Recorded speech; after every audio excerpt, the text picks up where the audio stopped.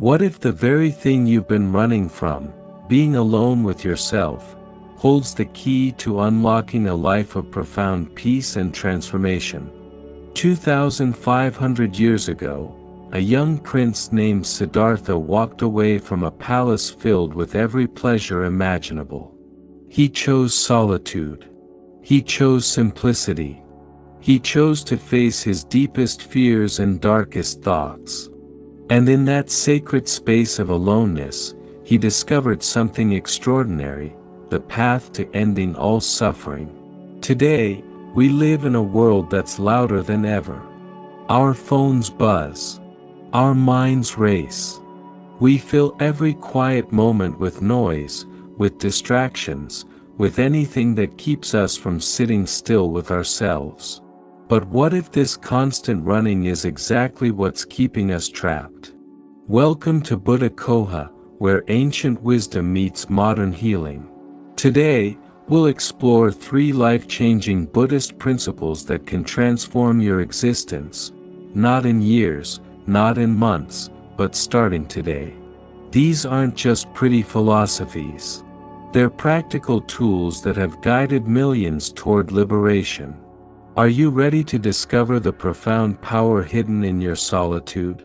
Part 1: The Sacred Art of Solitude, Finding Your True Self in Silence. In the mountains of ancient China, there lived a monk who understood the transformative power of solitude. Master Yunmen would retreat for months at a time, away from the monastery, away from all human contact.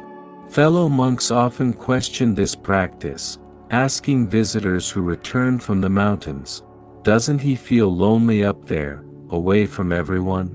Those who had encountered the master always shared the same response he would give with that gentle smile: "How can one be lonely when finally meeting their truest friend, themselves?"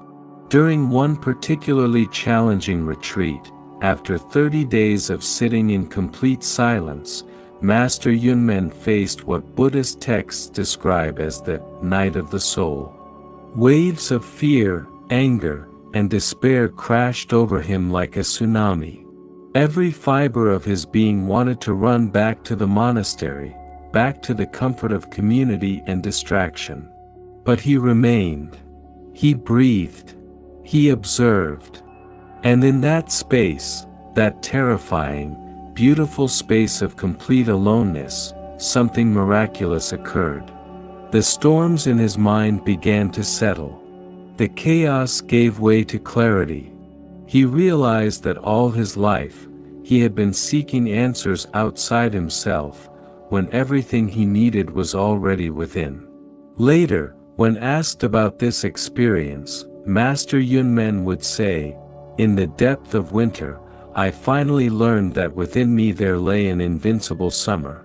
Consider the story of Sarah, a 34-year-old marketing executive from Chicago. Like many modern professionals, she worked 70-hour weeks, carried a phone that never stopped buzzing, and filled every spare moment with podcasts, streaming shows, or social media scrolling. During a mindfulness workshop, she made a startling confession: "I can't remember the last time I was alone with just my thoughts. It terrifies me." This fear resonates with millions today. Sarah's transformation began with what mindfulness practitioners call a digital Sabbath, 24 hours with no technology, no distractions, just her and her thoughts. The first few hours proved brutal. She paced restlessly. Anxiety crept in. The urge to quit felt overwhelming. But around hour 6, something shifted. Sitting by her window, watching rain fall in steady rhythms, Sarah began to hear something she hadn't experienced in years: her own inner voice. Not the voice of her boss, her social media feeds, or society's expectations. Her authentic voice. Tears came, not from sadness, but from profound relief. "I realized I had been running from myself for so long that I'd forgotten who I actually was," she later reflected. That single day of solitude became a weekly practice. Within 3 weeks, Sarah reported sleeping better, making clearer decisions, and feeling more connected to her life's purpose than she had in years. The Buddha taught, better than 1,000 hollow words is one word that brings peace. Sometimes, that one word emerges from the depths of our own silence. In Buddhist psychology, there exists a concept called noble solitude, Arya Viveka. This isn't isolation born from fear or rejection, but a conscious choice to create space for self-discovery. The Majjhima Nikaya teaches us, all things arise in the mind. With our thoughts, we make our world. But how can we truly know our thoughts if we never give them space to be heard? When we embrace solitude, we stop seeking external validation and begin trusting inner wisdom. We process suppressed emotions that have been driving unconscious behaviors. We distinguish between the voice of our authentic self and the voices of conditioning. We develop what Buddhists call witness consciousness, the ability to observe mental patterns without being controlled by them. Have you ever noticed how your best ideas come not when you're frantically searching, but when you're quietly walking or sitting in stillness? Remember to subscribe to Buddha Coha for more transformative wisdom that bridges ancient teachings with modern life. This occurs because solitude creates what neuroscientists now call default mode network activation, the brain's natural state of integration and insight. The Buddha understood this principle 2,500 years ago without needing brain scans. Practical solitude practice, the 3-3-3 method. Here's a simple practice anyone can start today. 3 minutes of morning silence. Before checking your phone, before coffee, sit quietly and simply breathe. Notice what thoughts arise. 3 hours of weekly solo time. Choose 3 hours each week for solitude. No devices, no distractions. Walk in nature, sit by water, or simply exist without external input. 3 days of monthly retreat. Once a month, spend a full day in your own company. Journal, meditate, or simply be without external stimulation. The Dhammapada reminds us, look within. Be still. Free from fear and attachment, know the sweet joy of the way. Part 2, the wisdom hidden in your pain, transforming suffering into strength. After his enlightenment under the Bodhi tree, the Buddha's first teaching wasn't about happiness or bliss. It focused on suffering, the Four Noble Truths. He understood something profound: our pain serves not as punishment, but as our greatest teacher.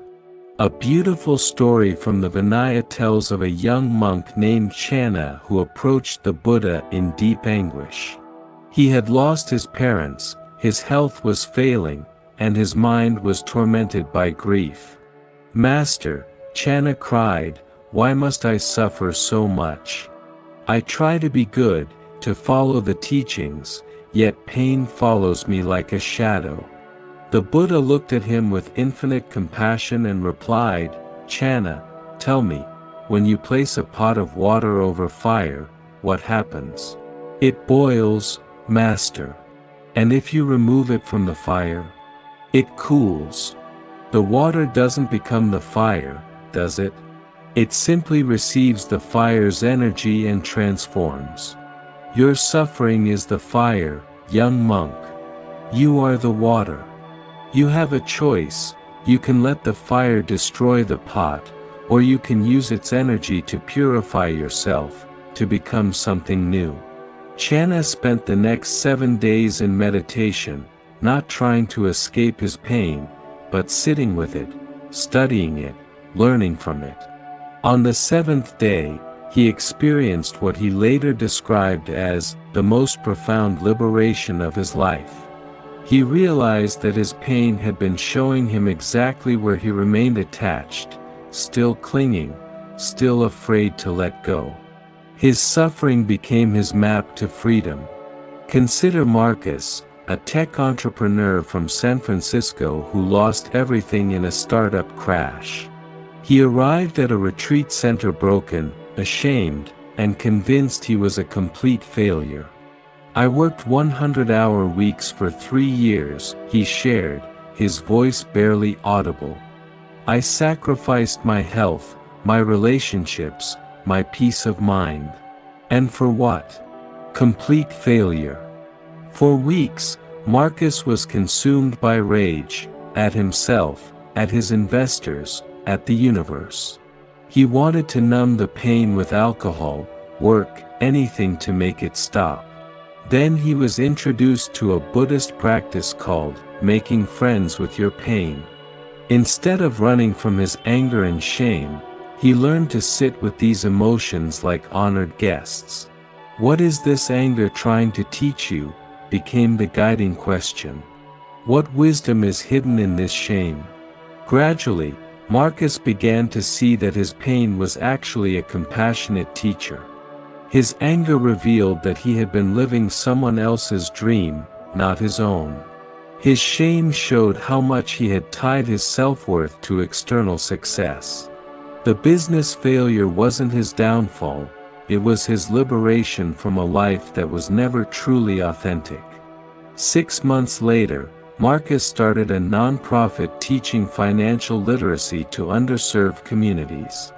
"I needed to lose everything external to find what was eternal within me," he reflected. "My failure was the greatest gift I never wanted to receive." The Buddha taught, pain is inevitable, suffering is optional.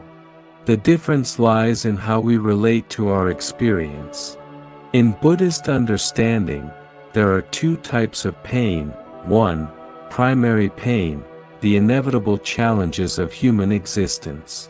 2, secondary suffering, the additional pain we create through resistance and mental stories. When your heart breaks, that's primary pain, natural and unavoidable. But when you tell yourself, "I'll never love again," or "I always choose the wrong people," that's secondary suffering, optional and self-created. The Siddhartha Sutta uses this powerful metaphor: being struck by one arrow is painful enough, why strike yourself with a second arrow? Buddhism teaches that spiritual growth happens in spaciousness, not chaos. The Vinaya, the monastic code, emphasizes simplicity not as deprivation, but as liberation. Physical simplification: start with one drawer, one closet, one room. Keep only what serves your highest good. Each item you release creates space for new possibilities. Mental simplification: practice what Thich Nhat Hanh calls mental noting. When your mind races with worries about the future or regrets about the past, gently note, thinking, and return to the present. Emotional simplification: instead of carrying the full weight of every emotion, ask yourself, is this feeling serving my growth right now? If not, acknowledge it with gratitude and let it pass. Remember, happiness does not depend on what you have or who you are. It solely relies on what you think. Buddha.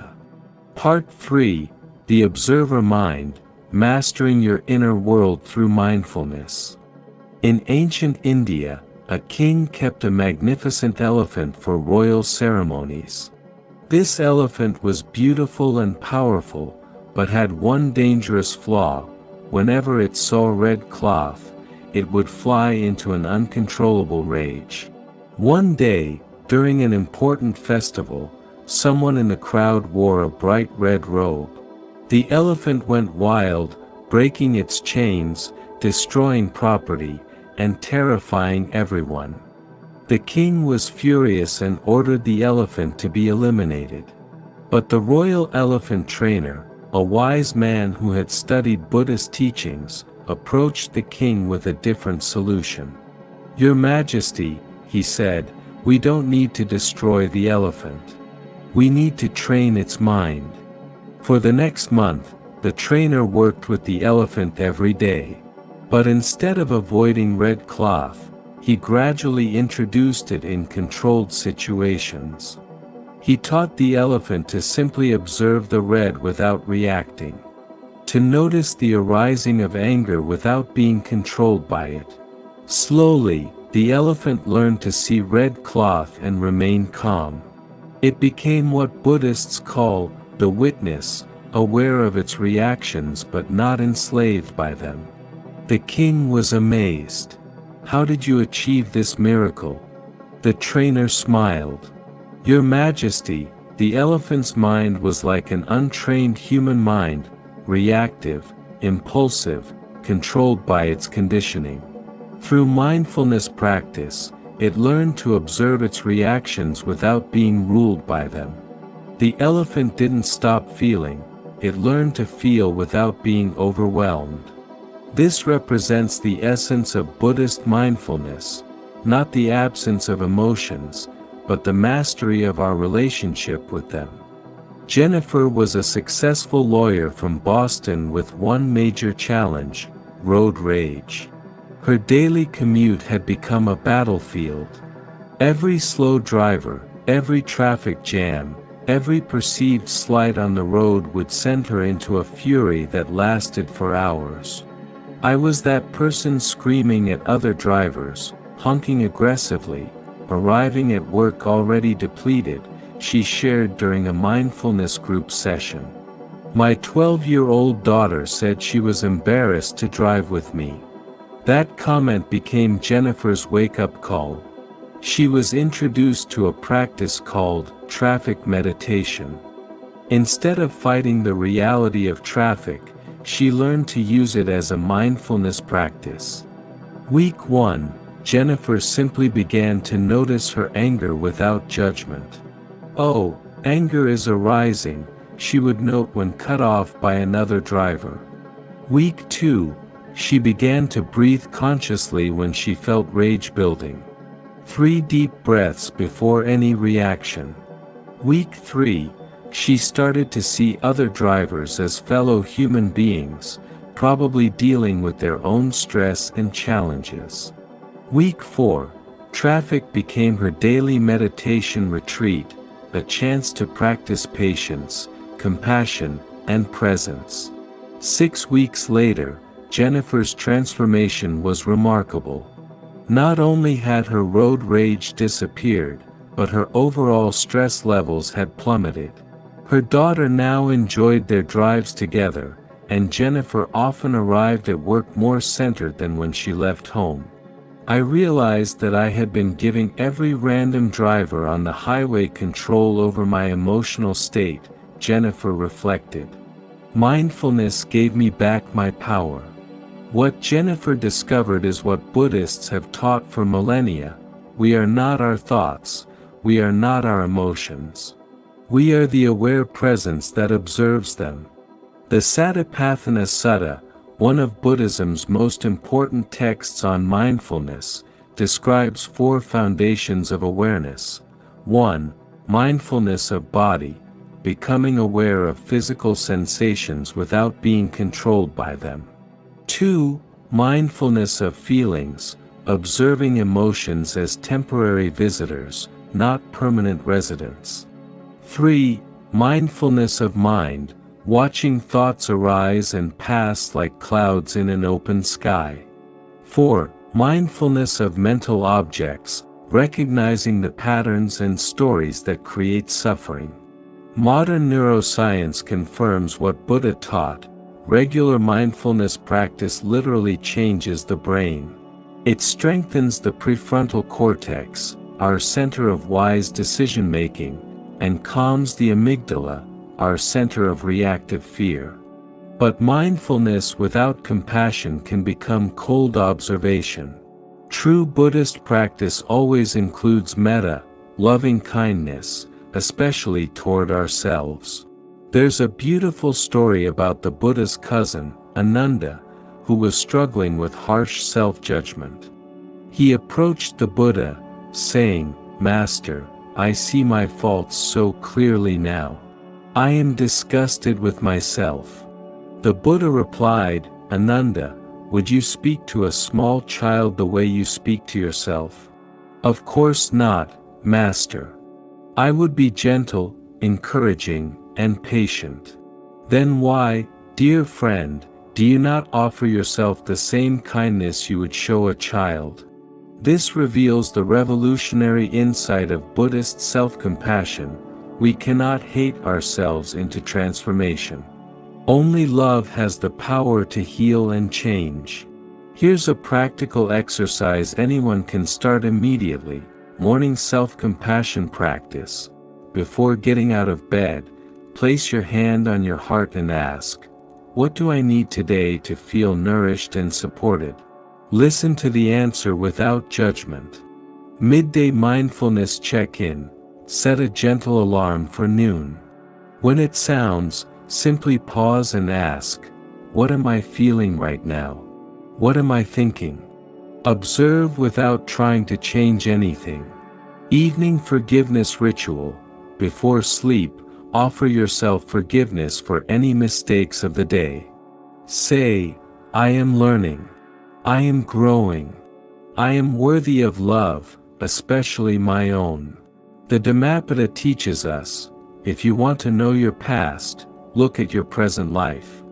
If you want to know your future, look at your present actions. Every moment offers a chance to begin again. The 21-Day Transformation Challenge. Here's how to integrate these 3 principles into a life-changing practice. Week 1, Embracing Sacred Solitude. 10 minutes of daily silence, no devices, no distractions. 1 2-hour period of complete solitude weekly. Journal prompt: what is my inner voice trying to tell me? Week 2, Transforming Pain into Wisdom. When pain arises, ask, "What is this trying to teach me?" Declutter one area of your life daily: physical, mental, or digital. Practice gratitude for your challenges as well as your blessings. Week 3, Mastering the Observer Mind. Mindful breathing for 5 minutes, 3 times daily. Practice loving kindness toward yourself during difficult moments. End each day with self-forgiveness and appreciation. What's beautiful about these practices is that they don't just create personal change, they transform how you show up in the world. When you're comfortable in solitude, you stop seeking validation from others. When you've made friends with your pain, you can hold space for others' suffering. When you've mastered your mind, you become a source of peace in a chaotic world. Thich Nhat Hanh once observed, "The most precious gift we can offer others is our presence." When mindfulness embraces those we love, they will bloom like flowers. As we conclude, here's an essential truth: transformation doesn't require years of meditation in a monastery. It begins with this moment, this breath, this choice to meet yourself with courage and compassion. The path of awakening isn't about becoming someone new, it's about remembering who you've always been beneath the layers of conditioning, fear, and false beliefs. Your journey starts with a single step. Which practice will you begin with today?